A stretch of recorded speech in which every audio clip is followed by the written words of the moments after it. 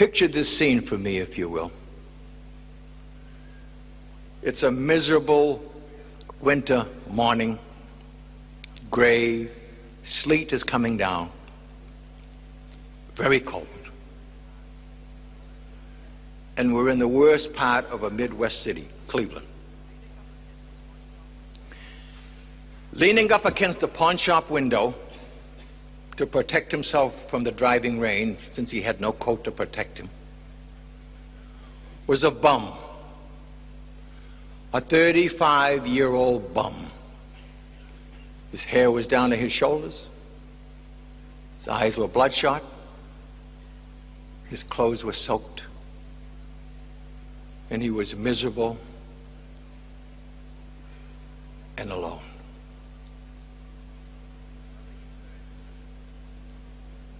Suddenly he turned and looked into the pawn shop window, and on a shelf was a little handgun.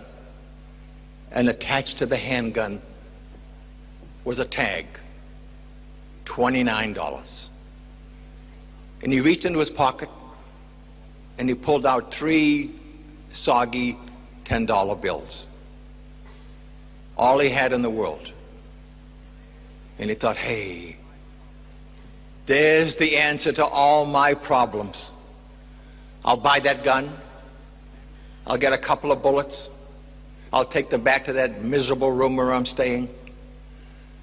I'll put the bullets in the gun. I'll put the gun to my head. And I'll pull the trigger. And then never again will I have to face that miserable failure in the mirror. That man was indeed a failure. He had managed in just a few short years to lose everything in the world that was precious to him. A lovely wife, a beautiful daughter, a nice home, a good job, and all his faith and all his hope and all his self-esteem. He had tried to play the game of life like so many of us do, without bothering to learn the rules. And now he was ready to pay the price for his ignorance. In the rain, in that cold, gray morning in Cleveland, Ohio, he was ready to throw his life away. That scenario, I'm afraid to say, is repeated hundreds of times every day in the United States and in Australia.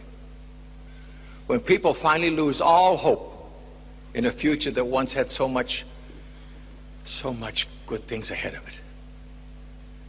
And that doesn't count the thousands who don't take their life, but just give up anyway. They quit. They stop trying. And they lead what Henry David Thoreau once called lives of quiet desperation. They're dead at 30 or 35 or 40, even though we won't get around to burying them until they're 72. Fortunately, that loser in the rain didn't buy that gun. He didn't blow his life away on that morning almost 35 years ago. Because if he had, I wouldn't be with you this afternoon.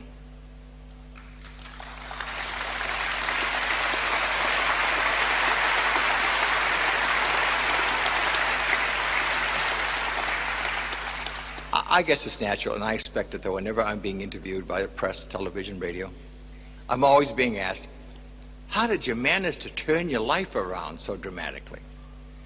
What did you do that raised you from the gutter to the presidency of Success Unlimited magazine in less than 10 years? And where did you, such a loser, with only a high school education, get all that wisdom, knowledge to write all those best-selling books? And what secrets of success did you learn? See, they insist on calling them secrets. What secrets did you learn? that you could pass on to others to help them to change their life for the better if they wanted to take a shot at it? Well, I usually reply that everything I learned is in my books. But I won't do that to you. I didn't come 12,000 kilometers to tease you or to play games with you. See, I know from past experience that in every audience, whether they be top executives, salespeople, students, nurses, doesn't matter. But in every audience, there's always someone out there who feels the walls closing in right now, today. And they may be smiling on the outside, and yet they're dying on the inside. And they might even be about ready to give up on life, as I was long ago. And that person is out there silently hoping or silently praying that something I might say or something I might do might be the life preserver that he or she needs to keep from drowning in a sea of misery. Or Mr. X or Ms. X or Mrs. X, wherever you may be out there, and I know you're out there. Let me toss out a few life preservers to you, and let's see what happens. The most important secret of success that I had to learn the hard way, and that I've been telling my audiences about for 20 years, and you heard Kathy Lee mention it earlier, is that life is a game. It's holy and it's precious, but it's a game. And you can't play in that game with any chance at all of winning unless you know the rules. Slight problem. While we were growing up, nobody ever taught us any of the rules. Not once. Not in primary school, high school, college, university. Not once did anybody spend even 45 minutes teaching us how to set goals for ourselves, how to motivate ourselves and others, how to generate enthusiasm, how to use our time profitably, how to get rid of our bad habits, how to accumulate wealth, how to handle stress, and so much more. And so most of us, we become spectators in the greatest game of all, pushed aside by the lucky few who seem to know what they want and who know how to get it. The pros, the great performers, they're all down on the field,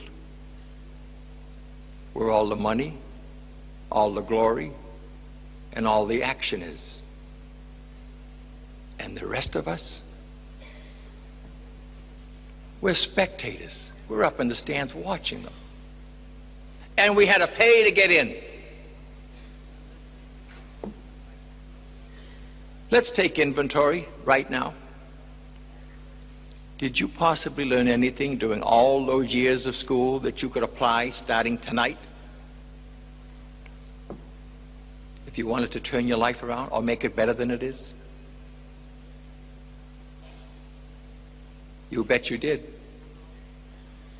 You learned how to read with that one great ability that all of you have, the ability to read. You can work miracles in your life.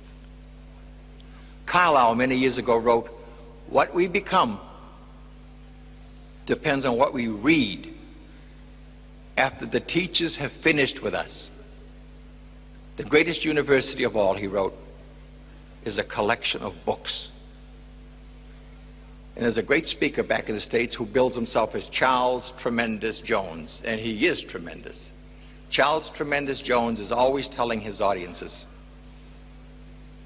you will be the same person in 5 years as you are today, except for the people you meet and the books you read.